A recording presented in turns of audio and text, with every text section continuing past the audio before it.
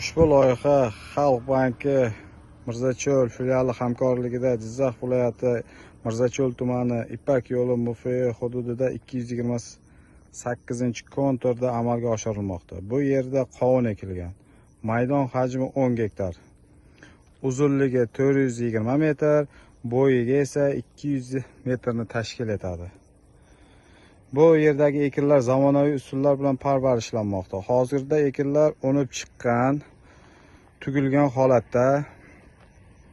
Ekinlarni yetishtirish 60-70 kunni tashkil etadi. Yetishtirish jarayonida sug'oriladi, tabiiy va mineral o'g'itlar bilan oziqlantiriladi.